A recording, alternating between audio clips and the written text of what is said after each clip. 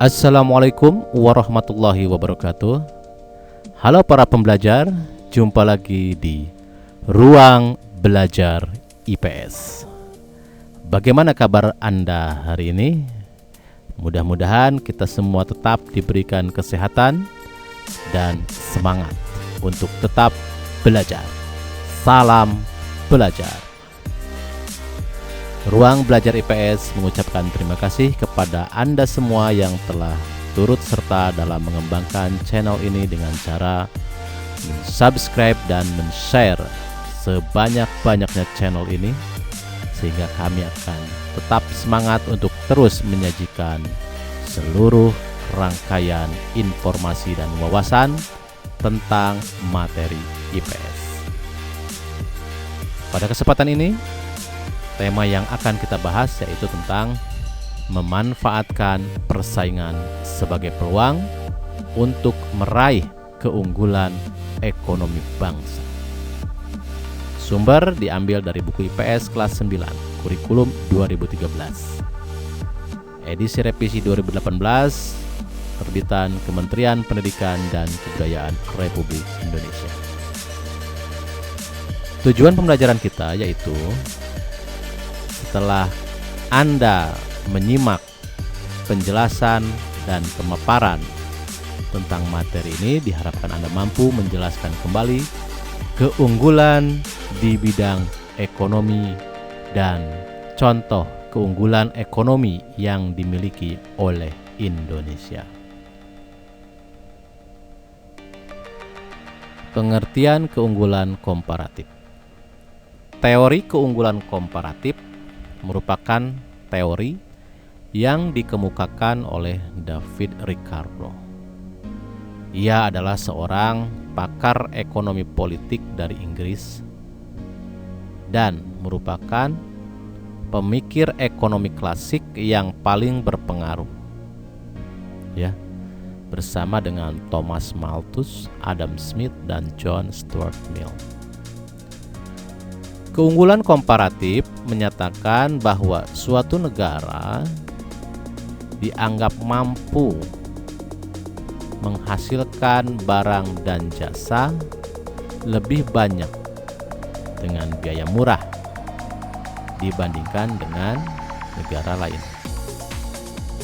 Artinya, keunggulan komparatif sebuah negara dilihat dari jumlah barang dan jasa yang dihasilkan dan biaya yang dikeluarkan untuk menghasilkan barang dan jasa tersebut.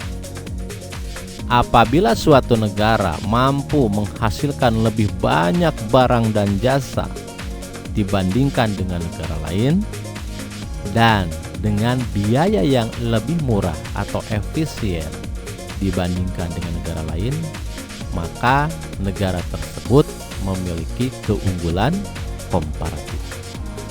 Paham maksudnya? Ya.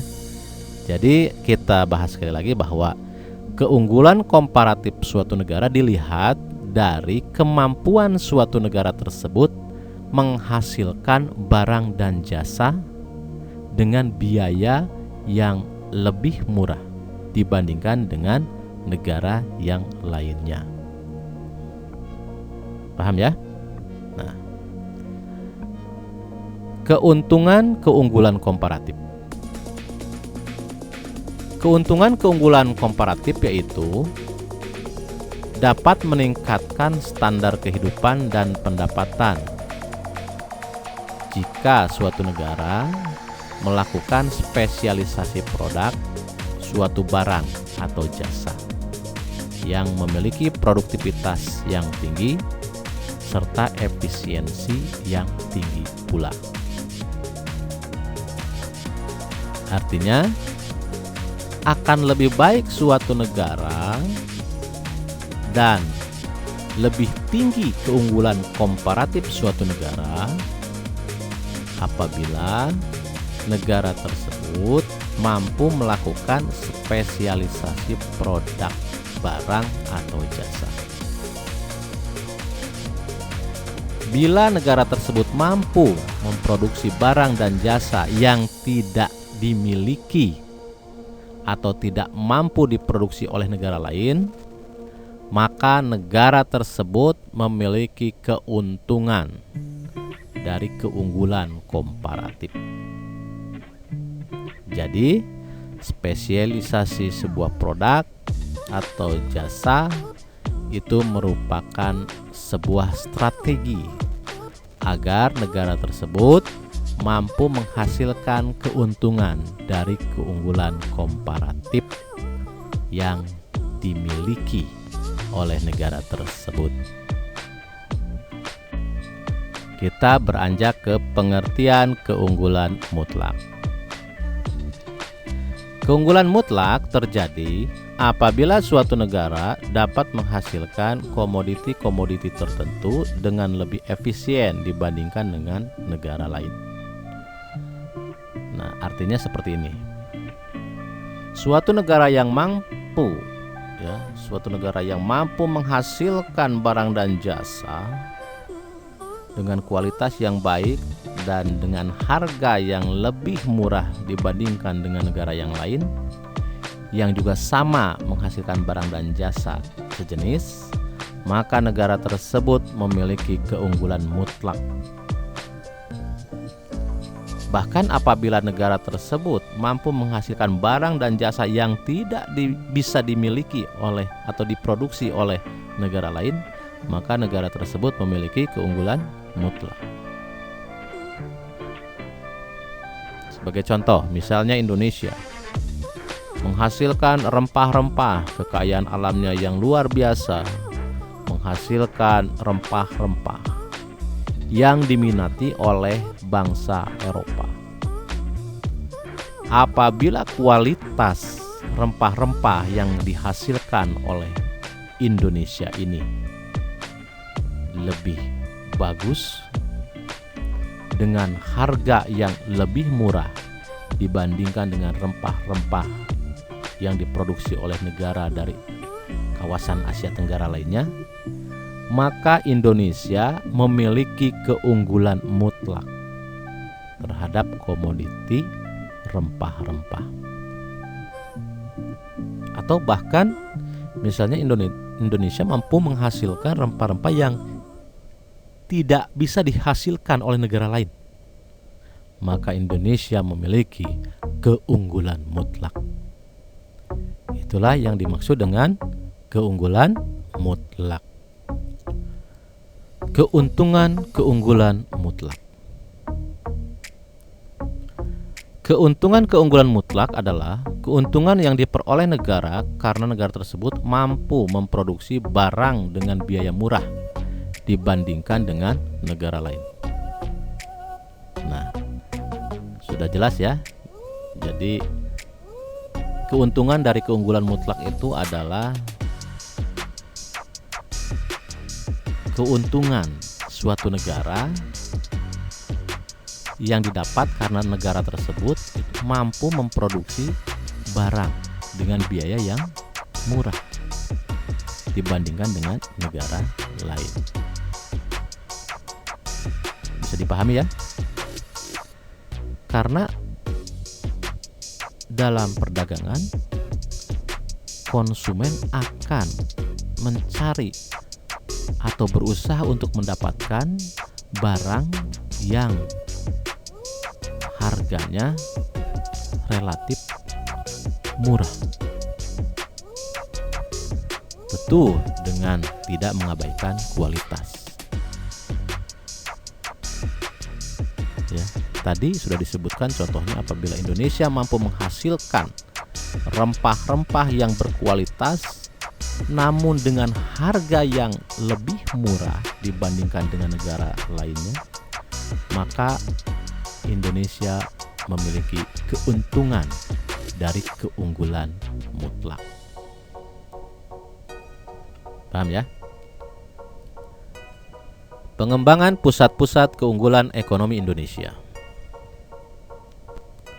Indonesia mempunyai banyak keunggulan dalam bidang ekonomi, dan keunggulan ekonomi yang dimiliki oleh Indonesia dapat menjadi potensi serta peluang untuk meningkatkan kesejahteraan masyarakat Indonesia. Berikut kita akan membahas tentang pusat-pusat keunggulan ekonomi Indonesia. Yang pertama yaitu PT Freeport Indonesia. PT Freeport Indonesia ini merupakan perusahaan afiliasi dari Freeport McMoran Copper dan Gold Inc., di mana PT Freeport Indonesia ini dalam operasionalnya yaitu menambang, memproses, dan melakukan eksplorasi terhadap biji yang mengandung tembaga, emas, dan perak. Letaknya berada di dataran tinggi Kabupaten Mimika, Provinsi Papua. Freeport Indonesia memasarkan konsentrat yang mengandung tembaga, emas, dan perak ke seluruh penjuru dunia, ya. Adapun kontribusi dan peranan PT Freeport Indonesia diantaranya yaitu menyediakan lapangan pekerjaan bagi sekira 30.000 orang di Indonesia. Lalu mampu menarik investasi sebesar 9,7 miliar US dollar untuk membangun infrastruktur di Papua. Dan dalam kurun waktu 4 tahun terakhir ini, Freeport telah memberikan kontribusi kurang lebih 37,46 miliar US dollar dan dijadwalkan untuk berkontribusi lebih banyak lagi terhadap pemerintah Indonesia. Keuntungan finansial langsung ke pemerintah Indonesia selama kurun waktu 4 tahun terakhir sebesar 59%. Sisanya 41% ke perusahaan induk, ya. Lalu kajian LPM UI pada dampak multiplier effect dari operasi Freeport di Papua pada tahun 2011 sebesar 0,8% untuk PDB Indonesia, 45% untuk PDRB Provinsi Papua, dan 95% untuk PDRB Mimika. Ya. Kemudian penambangan yang dilakukan oleh Freeport dikelola sesuai dengan analisis mengenai AMDAL yang telah disetujui oleh pemerintah. Nah, diharapkan dengan adanya operasional PT Freeport ini, maka kesejahteraan masyarakat di wilayah Papua khususnya dan Indonesia secara umum akan meningkat. Lalu pusat keunggulan ekonomi Indonesia yang lainnya yaitu adalah perusahaan tambang minyak negara. Jauh sebelum Perang Dunia II dan Perang Kemerdekaan, perusahaan-perusahaan minyak asing telah membangun kilang minyak di beberapa tempat di Indonesia, seperti di daerah Wonokromo, Pangkalan Brandan, Cepu, Balikpapan, Pelaju, dan Sungai Gerong. Nah, beberapa perusahaan minyak asing ini telah mengolah, ya, salah satu sumber kekayaan alam Indonesia, yaitu minyak bumi. Sehingga banyak dibangun kilang minyak. Kemudian setelah bangsa Indonesia memproklamasikan kemerdekaannya, maka seluruh komponen bangsa berusaha untuk mewujudkan kedaulatan atas tanah air beserta seluruh kekayaan alamnya. Salah satunya yaitu dengan cara menasionalisasi seluruh perusahaan minyak asing yang ada di Indonesia. Lalu, apa itu kilang minyak?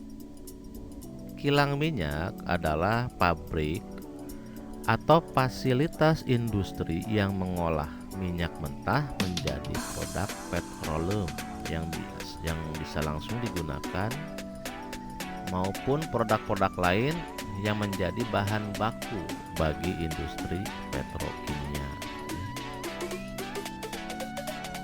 Produk utama yang dihasilkan dari kilang minyak itu antara lain bensin, ya. Lalu kemudian minyak diesel, minyak tanah, dan berbagai produk turunannya. Dan di beberapa tempat yang kaya akan sumber minyak bumi, dibangunlah kilang minyak, ya. Di Indonesia kilang minyak itu yang besar, ya, ada di Pangkalan Berandan, Dumai, Cilacap, Balikpapan, lalu ada Kasim, ada daerah Balongan, dan di daerah Cepu. Nah, inilah salah satu sumber daya alam yang bisa menjadi keunggulan bagi ekonomi Indonesia. Ya. Walaupun untuk sekarang mungkin cadangan minyak bumi di Indonesia semakin menipis, ya, sehingga akhirnya Indonesia harus impor, ya, minyak bumi dari negara lain. Namun tetap saja bahwa minyak bumi menjadi salah satu dari pusat keunggulan ekonomi di Indonesia. Pusat keunggulan ekonomi lainnya yaitu adalah batik. Batik merupakan salah satu hasil ekonomi kreatif yang dikembangkan Indonesia. Nah, batik ini salah satu hasil kerajinan yang memiliki nilai seni tinggi dan telah menjadi bagian dari budaya Indonesia. Batik adalah kain bergambar yang pembuatannya secara khusus dengan menuliskan atau menggunakan malam, ya, pada kain itu. Kemudian pengolahannya diproses dengan cara tertentu, dengan teknik tertentu, serta menggunakan teknologi dan pengembangan motif dan budaya sesuai dengan ciri khas di daerah batik tersebut berasal. UNESCO telah menetapkan batik sebagai warisan kemanusiaan untuk budaya lisan dan non-bendawi sejak tanggal 2 Oktober 2009. Nah, ini adalah pengakuan dunia terhadap batik Indonesia. Sungguh sebuah prestasi yang luar biasa, sungguh sebuah kebanggaan bagi bangsa Indonesia bahwa hasil karya budaya, hasil karya kerajinan batik ini memiliki nilai seni yang tinggi dan diakui oleh masyarakat dunia.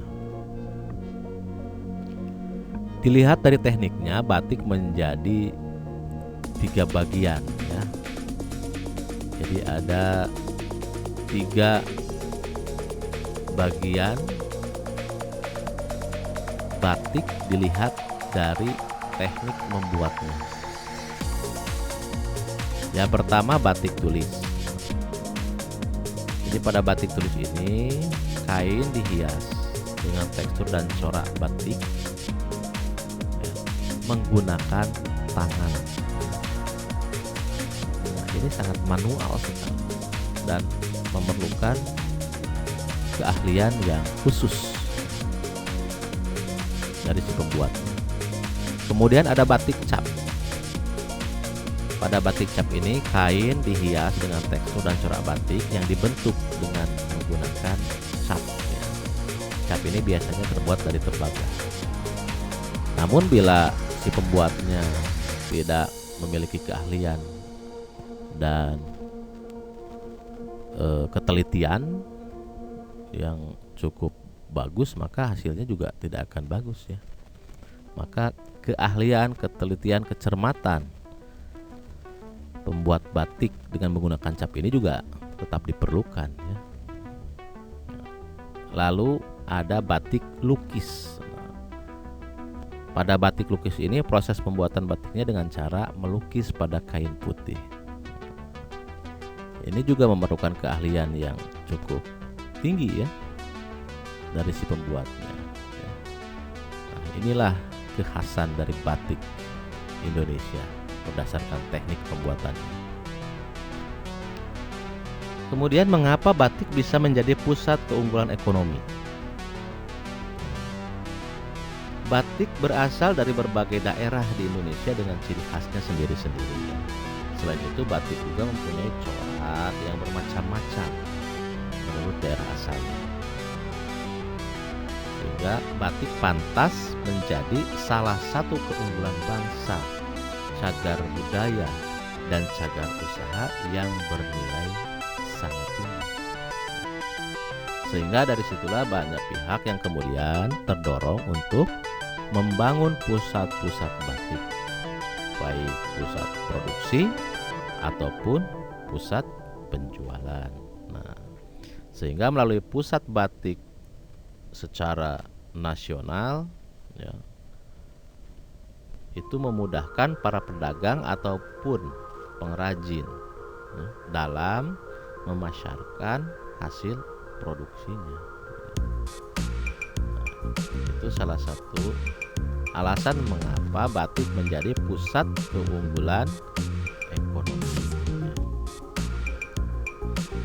Nah, Departemen Perindustrian telah mendokumentasikan sekitar 2.788 motif batik dan tenun tradisional.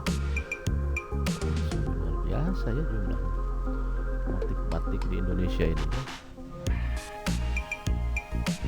Nah, saat ini pemerintah sudah mulai mewajibkan para pegawai pemerintahan untuk mengenakan batik pada hari tertentu.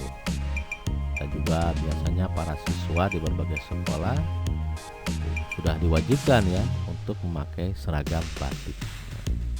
Jadi diharapkan dengan adanya kebijakan ini maka bisa meningkatkan perekonomian para pengrajin batik ini sehingga bisa memproduksi batik lebih banyak lagi. Gitu ya. Banggalah terhadap batik Indonesia.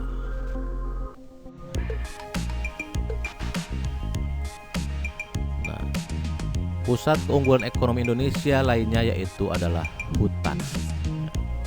Indonesia sebagai negara yang beriklim tropis memiliki potensi sumber daya alam hutan yang melimpah.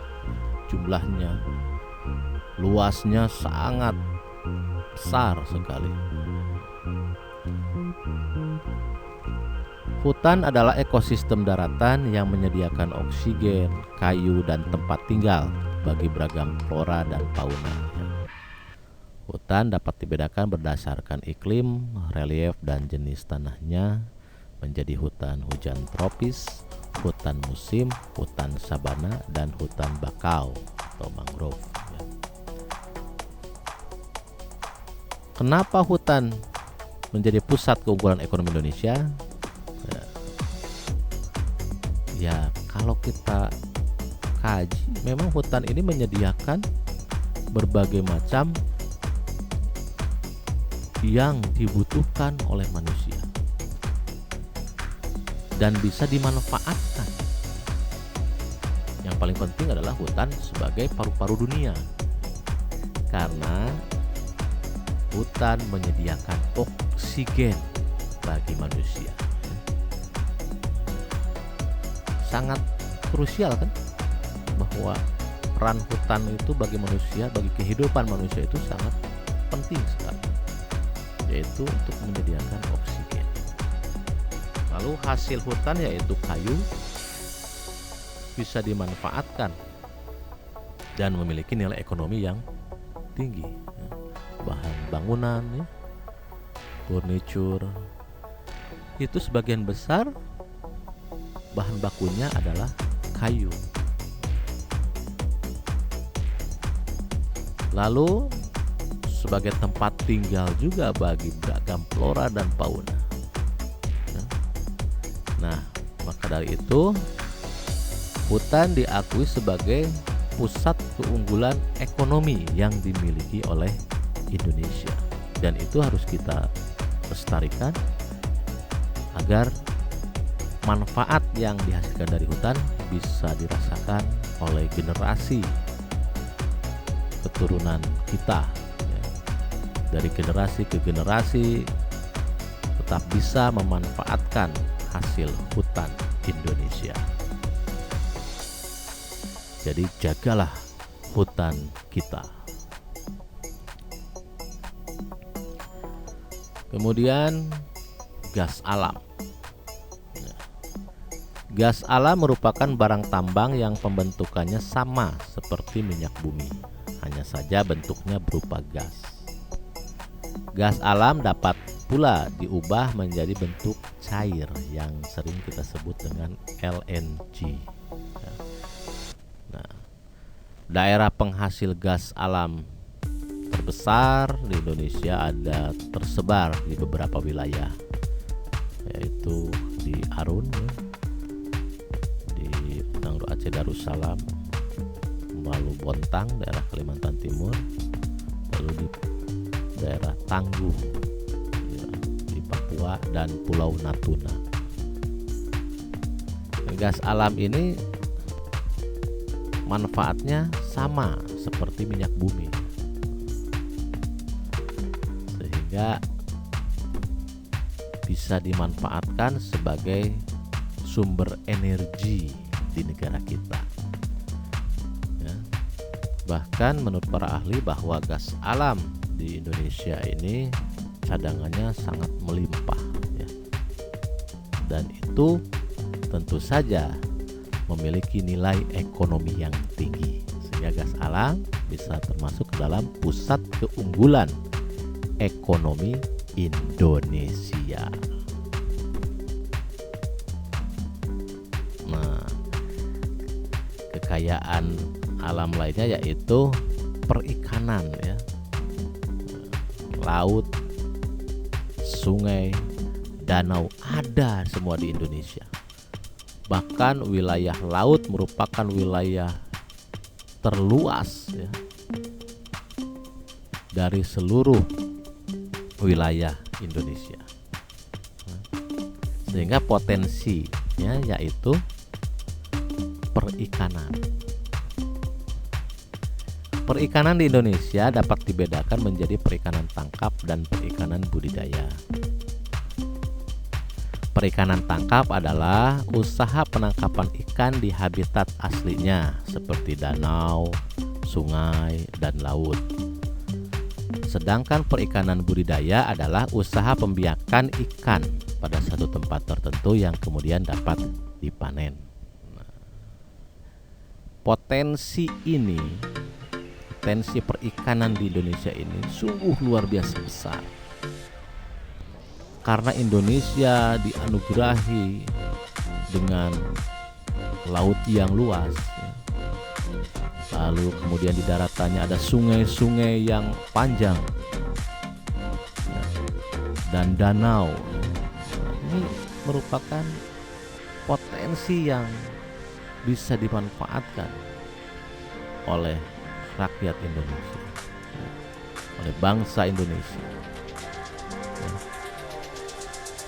dan memiliki nilai ekonomi yang sangat tinggi. Maka kita harus bersyukur bahwa bangsa Indonesia ini memiliki sumber daya alam yang kaya, dan itu harus dimanfaatkan untuk sebesar-besar kemakmuran rakyat Indonesia, ya. Itulah salah satu pusat keunggulan ekonomi Indonesia, yaitu di sektor perikanan.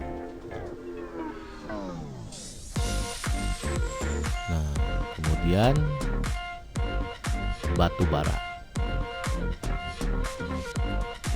cadangan batu bara di Indonesia ini sangat melimpah. Kita tahu bahwa batu bara adalah sebagai bahan bakar ya, digunakan untuk bahan bakar. Sama fungsinya seperti minyak bumi.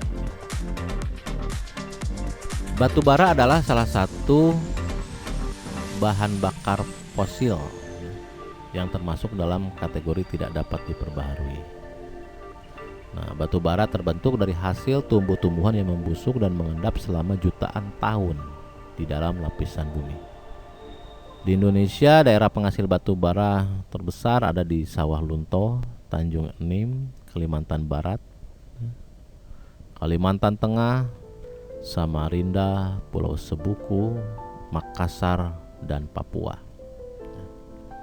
Nah, batu bara ini memiliki nilai ekonomis yang tinggi, ya, bahkan salah satu komoditas ekspor andalan Indonesia, ya, batu bara ini. Oleh karena itu, batu bara menjadi salah satu pusat keunggulan ekonomi Indonesia. Nah, sekarang hutan bakau itu juga termasuk ke dalam salah satu pusat keunggulan ekonomi Indonesia. Ternyata hutan bakau ini memiliki manfaat yang luar biasa.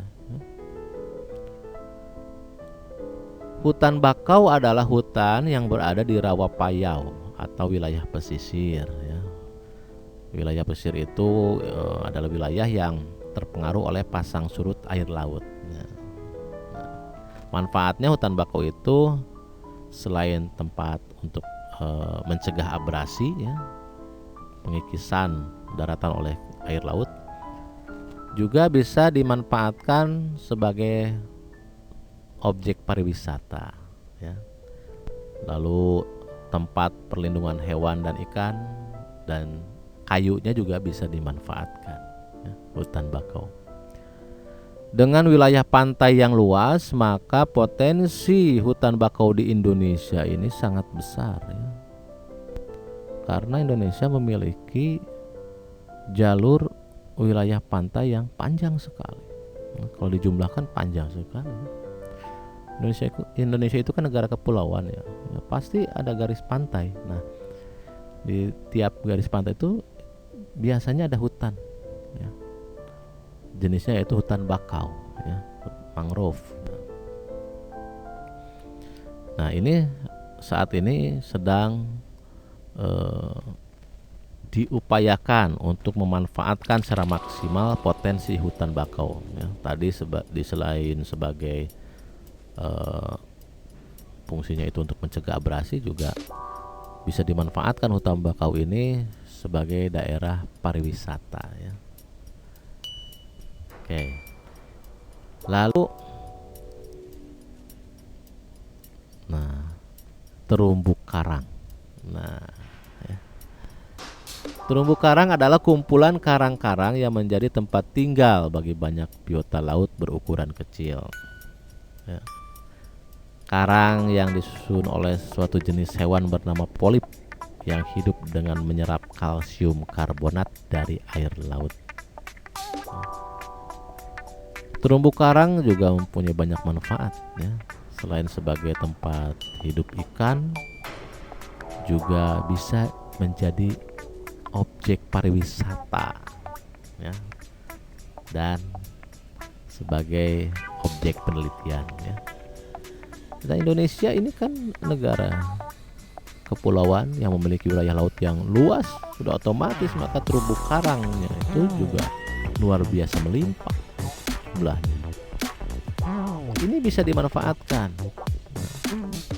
ya, tadi itu sebagai objek pariwisata, misalnya untuk diving, ya.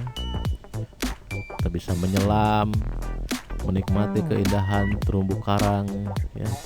Lalu melihat bagaimana ikan-ikan yang ada di sekitar terumbu karang itu beragam jenis, ya, spesies ikan ada di daerah terumbu karang.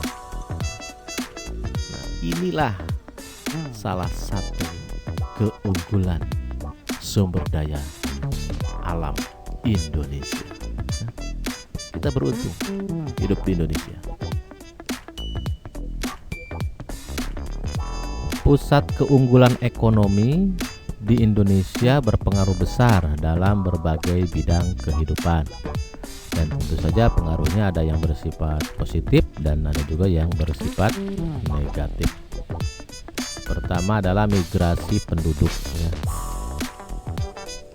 Perbedaan karakteristik ruang dan sumber daya yang dimiliki pada berbagai negara menyebabkan setiap negara atau daerah, ya, bisa negara, bisa daerah atau wilayah, ya, itu menyebabkan setiap wilayah atau negara memiliki keunggulan ekonomi yang mendorong penduduknya untuk melakukan mobilitas. Dan pergerakan tersebut mencakup pula pergerakan sumber daya lain berupa barang atau komoditas antar wilayah atau antar negara, ya. Mobilitas penduduk adalah perpindahan penduduk dari satu tempat ke tempat lainnya, ya. Mereka melakukan mobilitas untuk memperoleh sesuatu yang tidak tersedia di daerah asalnya. Nah, ini alasan mengapa suatu penduduk melakukan mobilitas. Jadi alasannya yaitu untuk memperoleh sesuatu yang tidak tersedia di daerah asalnya, ya. Mobilitas penduduk ada yang bersifat sementara dan ada pula yang bersifat permanen. Nah, kalau mobilitas penduduk yang sifatnya sementara dibedakan lagi menjadi komutasi dan sirkulasi. Sedangkan mobilitas penduduk yang sifatnya menetap atau permanen disebut migrasi, ya. Jadi artinya migrasi adalah mobilitas penduduk yang sifatnya menetap atau permanen. Migrasi penduduk dibedakan menjadi migrasi internal dan internasional. Migrasi internal itu adalah perpindahan penduduk dari satu tempat ke tempat lainnya dalam satu negara.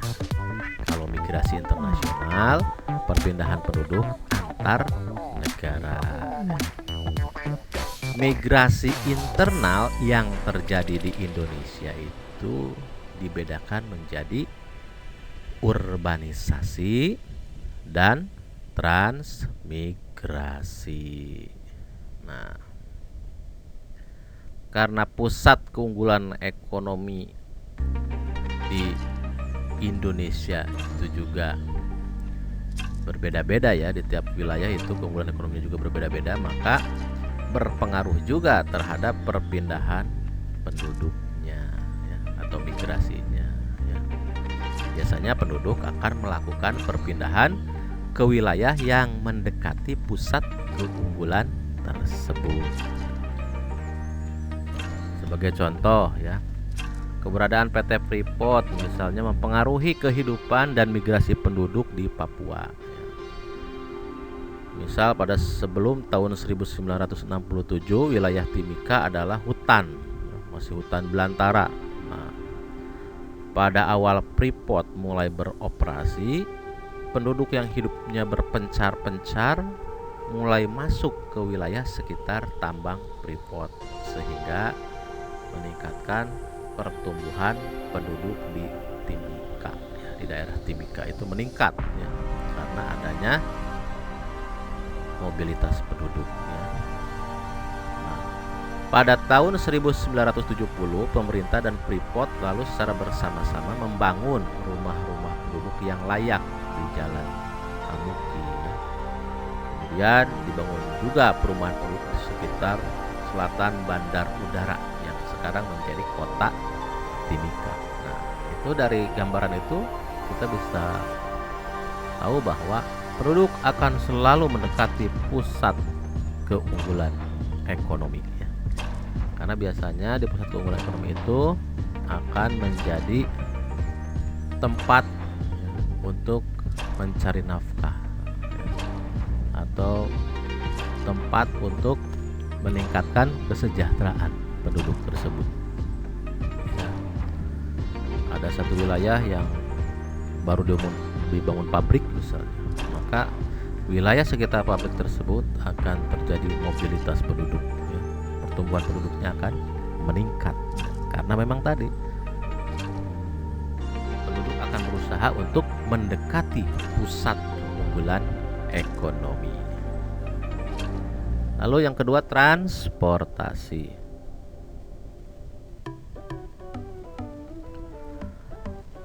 Mobilitas penduduk dalam suatu negara atau antar negara, ya, tidak dapat dilakukan tanpa adanya sarana dan prasarana transportasi yang memadai. Nah, untuk mendukung mobilitas penduduk tersebut, maka pemerintah, ya, membangun sarana infrastruktur seperti jalan, bandara, pelabuhan, lalu ada membangun kapal laut dan juga pesawat. Sehingga dengan tersedianya sarana tersebut, interaksi sosial, budaya, ekonomi antar penduduk ini dapat berjalan dengan baik.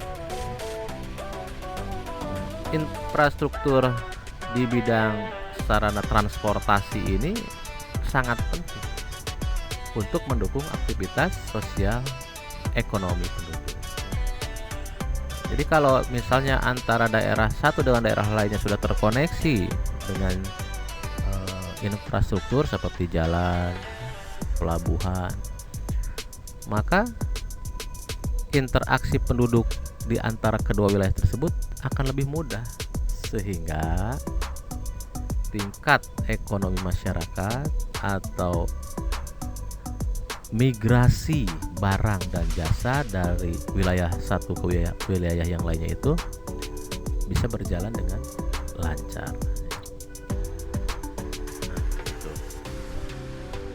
Di Indonesia karena negara kepulauan, maka yang menjadi sasaran utama dari infrastruktur di bidang transportasi yaitu bidang kelautan. Bidang kelautan, ya. Di beberapa daerah dibangun pelabuhan-pelabuhan, ya, yang memuat daya tampung kapal laut yang cukup besar, ya.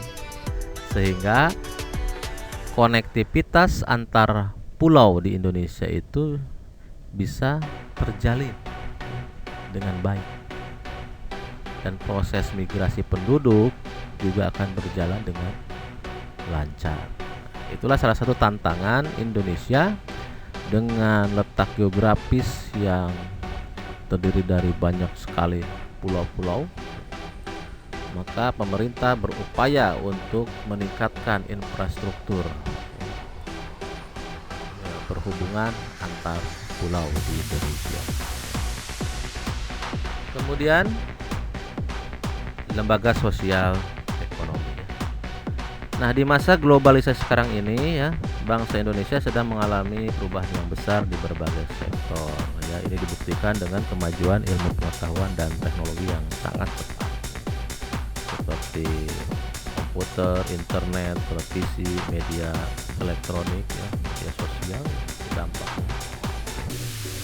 Nah, mengakibatkan masyarakat Indonesia dapat dengan mudah mengakses informasi baik dari dalam negeri maupun luar negeri. Lembaga sosial adalah keseluruhan dari sistem norma yang terbentuk berdasarkan tujuan dan fungsi tertentu dalam masyarakat.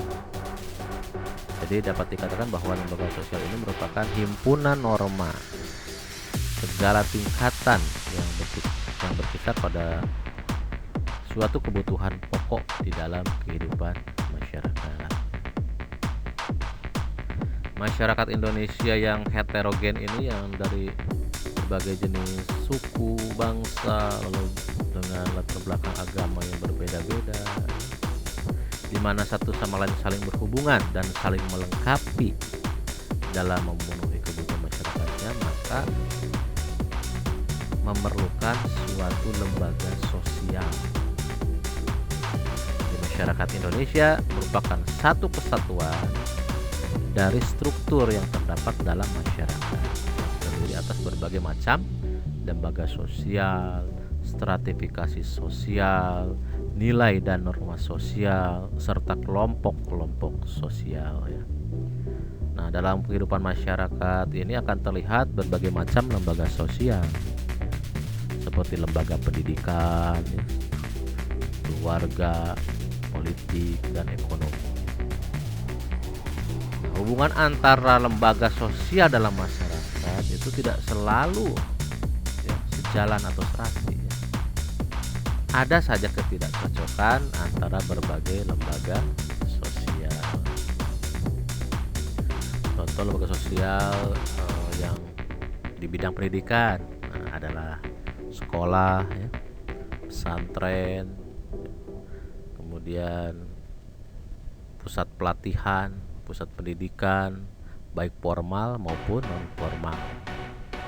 Nah, itu semua adalah salah satu dari lembaga sosial ya, yang mengatur tentang norma-norma kehidupan bermasyarakat di Indonesia. Selanjutnya adalah pendidikan ya. Nah, pendidikan ini termasuk bagian terpenting dari pembangunan nasional, karena dengan pendidikan maka diharapkan sumber daya manusia Indonesia ini akan menjadi lebih tangguh, memiliki keahlian. Nah, karena sekarang ini setiap negara akan berusaha meningkatkan kualitas pendidikan untuk menghasilkan sumber daya manusia yang kreatif, inovatif, dan mampu bersaing di tingkat internasional, maka pemerintah dengan undang-undang pendidikannya itu mendorong agar semua lembaga pendidikan yang ada di Indonesia itu bisa meningkatkan kualitasnya untuk mencetak sumber daya manusia Indonesia yang memang tadi dibutuhkan dalam kehidupan sekarang ini, yaitu yang kreatif, inovatif, dan mampu bersaing bukan hanya di tingkat nasional tapi juga di tingkat internasional ya.